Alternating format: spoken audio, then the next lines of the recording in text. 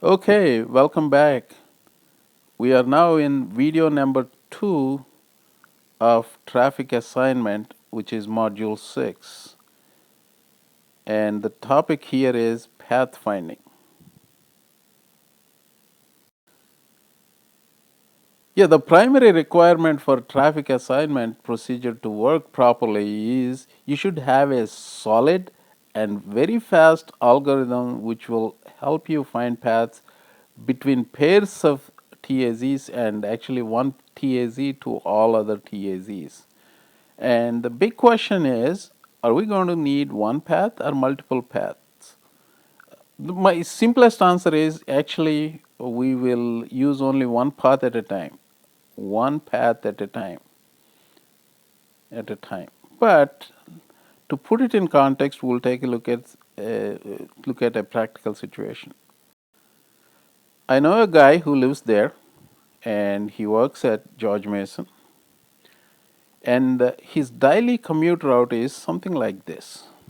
Okay, when you ask Google, the guy gave you three different paths, one like that. And if you look at all that, one is the first one he routinely takes is 14 minutes, the other one is 15 minutes, and the third one is 16 minutes. So which one shall he use? Well, he always takes this. But consider for the fact like there are some people living here and they work there and they take this constantly. And this fellow happens to know that this particular route is always congested and he happens to go merrily that way. So the knowledge of the route helps him. Not necessarily because this is just shortest of all, but there are several other considerations he has, which is why he chose this. And the other considerations including the background traffic, which essentially is another pathfinding mechanism for a whole bunch of other people. So there is this interaction of trip makers on the network, and that's what makes traffic assignment complex. So to have a cleaner map here, so people go that way and they go that way, can go this way. Everybody is going in all directions, has influence on this path. So how do you find this being the shortest path for him? How do you find that shortest path? It's not that easy and it's not that complicated also. So this other thing about shortest path is, what are we talking about? Is it shortest distance, or shortest time, or shortest cost? Usually we don't include shortest cost because in this area at least, unless you live in New Jersey where every place you go there is a toll road, so you will avoid tolls and therefore the cost is a factor. And now we are also probably getting there. We have hot lanes. You avoid hot lanes, but right next to it there are regular lanes as well.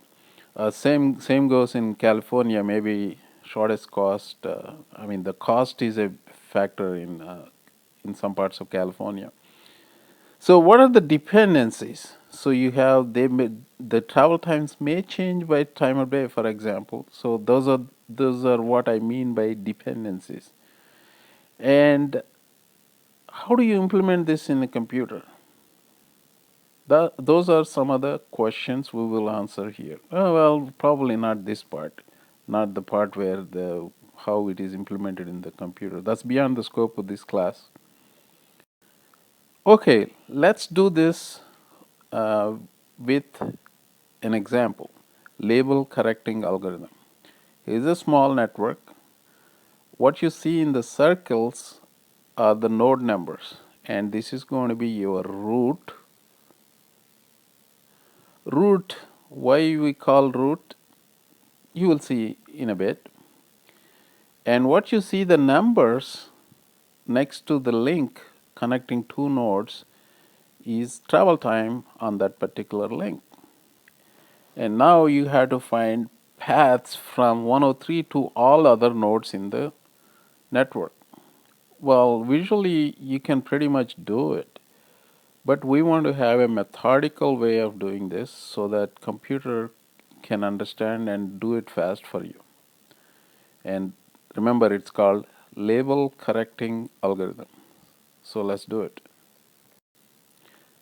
Okay, here is your root. The root is already in the solution. That means you're already there.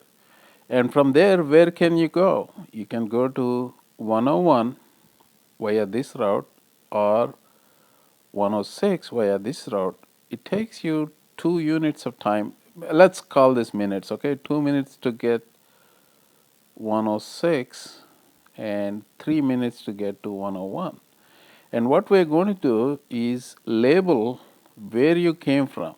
To 101, you came from 103, so you're going to put the back node, your previous node, back node, predecessor node, previous node, whatever you want to call it.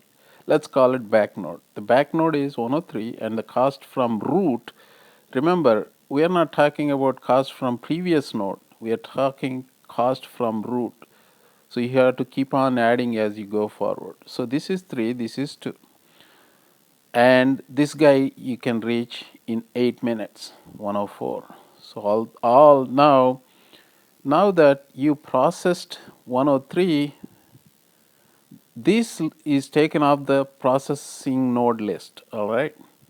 Now you have the ones in yellow, I call it candidate nodes.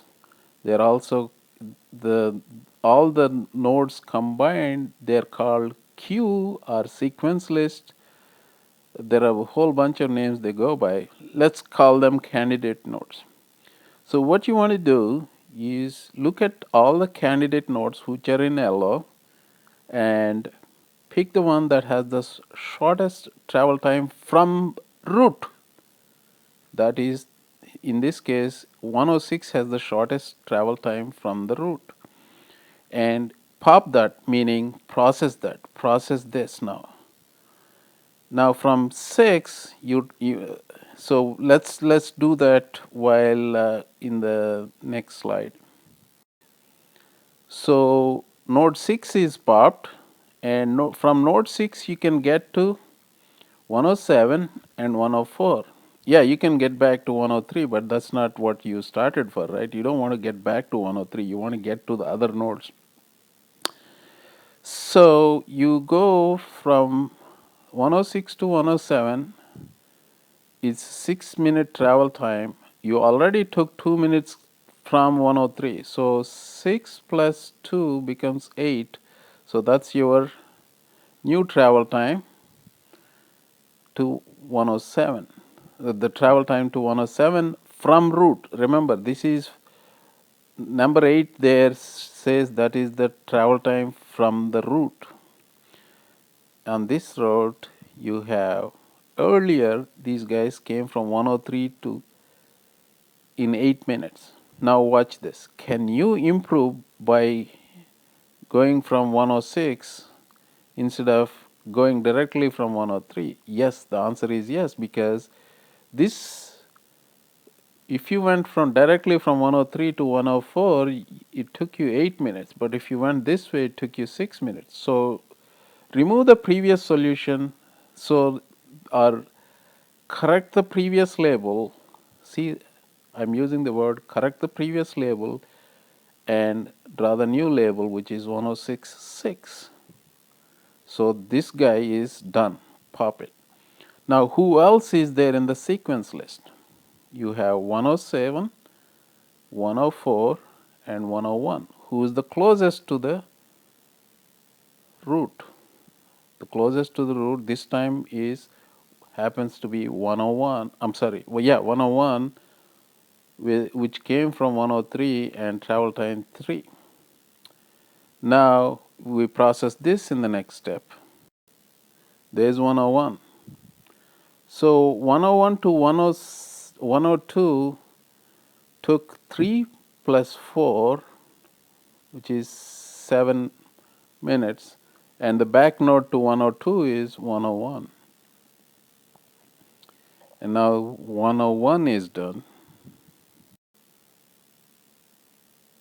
So we processed 101, we processed First 106, then 101, and now who's the closest? So 104 is the closest. So from 104 you can get to 105. Again 102 you can get there, but if you look at the time, you get 2 plus 4 plus 1, 7. If you go this way, also it is going to be 7. Now you have a decision to make. Do you want to keep 101, or do you want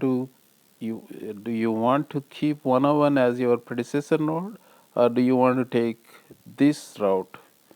It's up to you.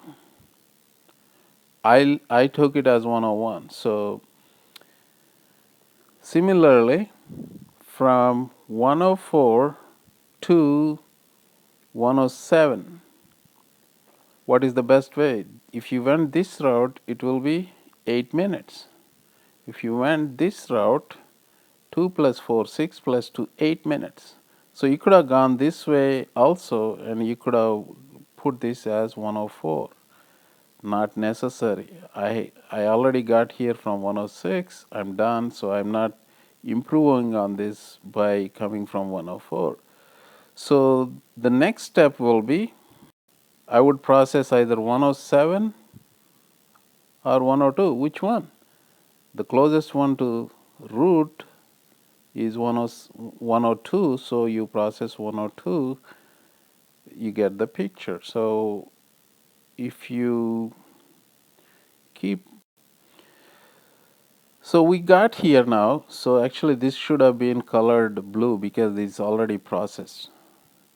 Now we got here, so you reached 105. I want to see my path from 105 to 103 to 105. The way it works is you take the back node, go backward.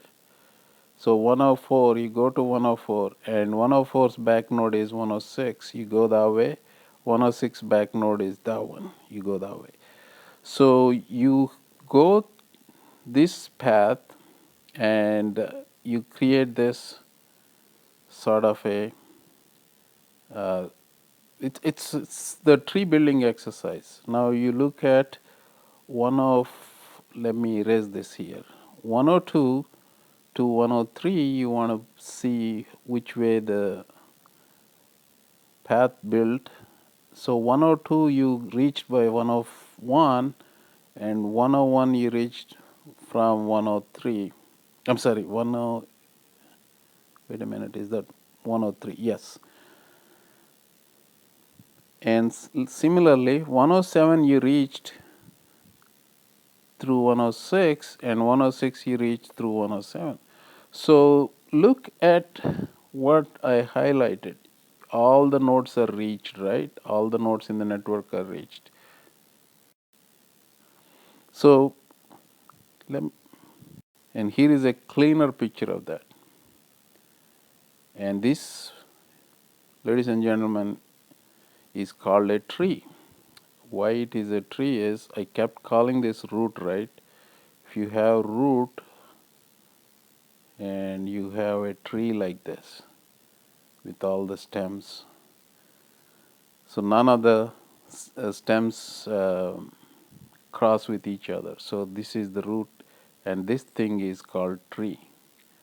It's shortest path tree, and that is how you build the shortest path. I told you earlier how you want to do to find any path is, if you want to find path between 103 and 105, you start from 105, take the back node, in this case 104. 104 is the back node.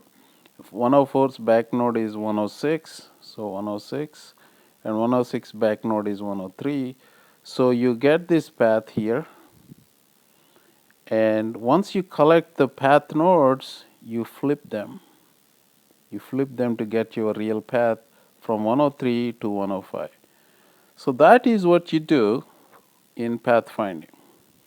And this algorithm is so critical in traffic assignment, everything hinges on it. So here is a problem you will solve in the class, and just to give you an idea of how little complex, this is not even complex, this is piece of cake. You can do it manually. So just to get a experience on doing, on using label correcting algorithm, we'll do that in the class.